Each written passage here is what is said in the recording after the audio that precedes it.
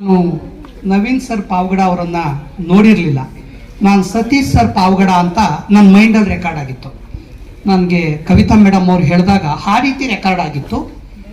ನಿನ್ನೆ ರಾತ್ರಿ ಸುಮಾರು 8:30 9 ಗಂಟೆ ಸಮಯದಲ್ಲಿ ನನ್ನ ಕೋಲಾರದಲ್ಲಿ ನನ್ನ ಸ್ಟೂಡೆಂಟ್ ಆಗಿದ್ದವರು 94ಅಲ್ಲಿ ಅವರೀಗ ಎತ್ತಿನಹೊಳೆ ಹೋಗುತ್ತಲ್ಲ ಇಲ್ಲಿ ಅದರ ಮ್ಯಾನೇಜಿಂಗ್ ಡೈರೆಕ್ಟರ್ ಆಗಿದ್ದಾರೆ, ಅಂದರೆ ಅಪರ ಜಿಲ್ಲಾಧಿಕಾರಿಗಳಾಗಿದ್ದಾರೆ. ನಮ್ಮ ಮನೆಯ ಪಕ್ಕದಲ್ಲೇ ಅವರೊಂದು ಮನೆ ಕಟ್ಟಿದ್ದಾರೆ. ಕಡು ಬಡತನದ ವಿದ್ಯಾರ್ಥಿ ಮಂಜುನಾಥ್ MN ಅಂತ.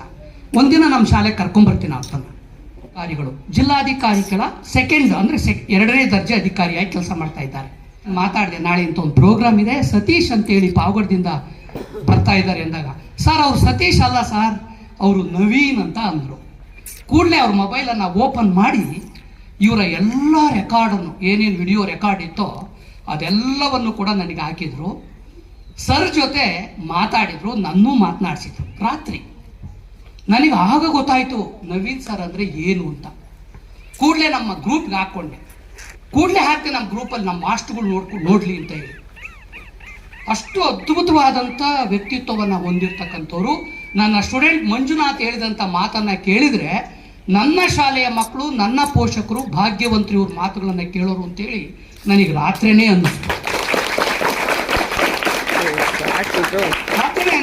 ನೋಡಿ, ನನಗೆ ಶಿವಪುರಕ್ಕೆ ಗ್ರಾಮ ಪಂಚಾಯತಿ ಎಲೆಕ್ಷನ್ಗೆ ಹಾಕಿದ್ದಾರೆ. ಇವತ್ತೆಲ್ಲ ನಿನ್ನೆ ನಾಮಿನೇಷನ್ ಫೈಲು, ಇವತ್ತು ನಾಮಿನೇಷನ್ ಫೈಲು ಎಲ್ಲ ಮಾಡ್ತಾ ಇದ್ದಾರೆ.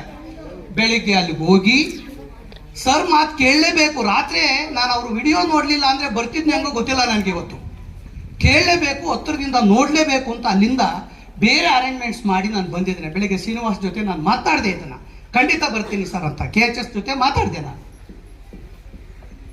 ಪ್ರಾರಂಭದ ಮಾತುಗಳನ್ನು ಕೇಳೋಕ್ಕಾಗಲಿಲ್ಲ, ನಿಜಕ್ಕೂ ಕೂಡ ಭಾಳ ಬೇಸರ ಇದೆ. ಆದರೆ ಒಂದಷ್ಟು ಮಾತುಗಳನ್ನು ಕೇಳಿದ್ರೆ ನಮ್ಮ ಟೀಚರ್ಸ್ ಅದನ್ನು ರೆಕಾರ್ಡ್ ಮಾಡ್ಕೊಂಡಿದ್ದಾರೆ, ಮತ್ತೆ ನಾನು ಅದನ್ನು ರೀಲುಕ್ ಮಾಡ್ತೇನೆ.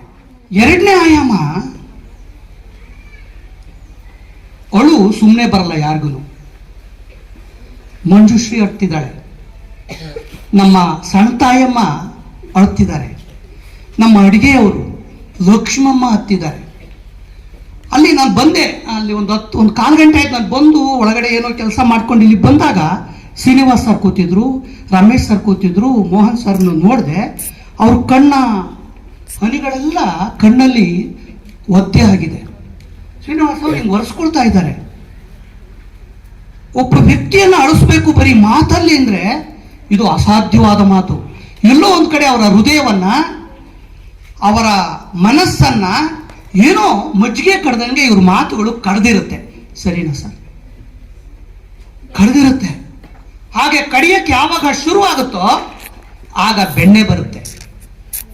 ಆ ನೋವಿದೆಯಲ್ಲ, ಏನೋ ಆಗ್ತಾ ಇದೆ ಅನ್ನೋ ಫೀಲ್ ಇದೆಯಲ್ಲ, ಅದರಿಂದ ಅವ್ರು ರಿಯಲೈಸ್ ಆಗ್ತಿರ್ತಾರೆ.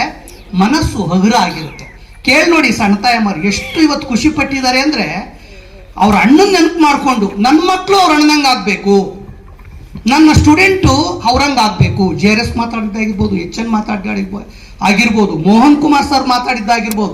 ಮಾತಾಡಿ ಅಂದರೆ ಮಾತಾಡೋದೇ ಇಲ್ಲ. ಅವ್ರು ಇಲ್ಲಿ ಬಂದು 5 ನಿಮಿಷ ನಿರರ್ಗಳವಾಗಿ ಮಾತಾಡಿದ್ದಾರೆ ಅಂದರೆ ಸಾಮಾನ್ಯ ವಿಚಾರ ಅಲ್ಲ.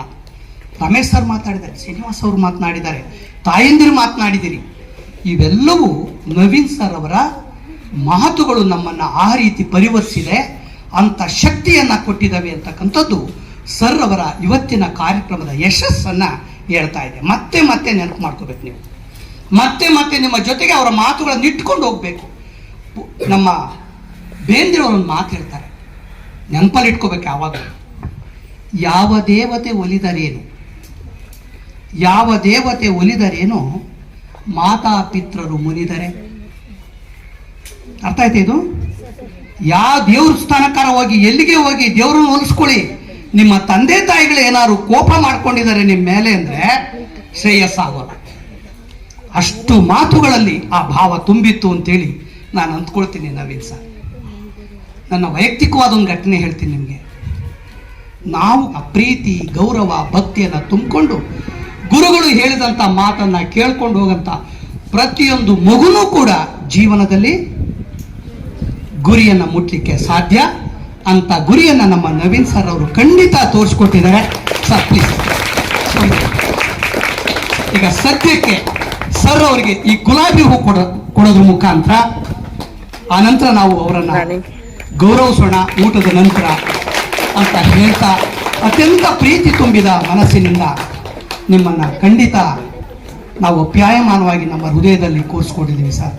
ನಿಮ್ಮ ಮಾತುಗಳು ನಮ್ಮ ಮಕ್ಕಳನ್ನ ಕಾಡ್ತಾ ಇದ್ದಾವೆ ಅಂತ ಹೇಳ್ತಾ ನಿಮಗೆ ಕೃತಜ್ಞತೆಗಳನ್ನು ಸಲ್ಲಿಸ್ತೇನೆ.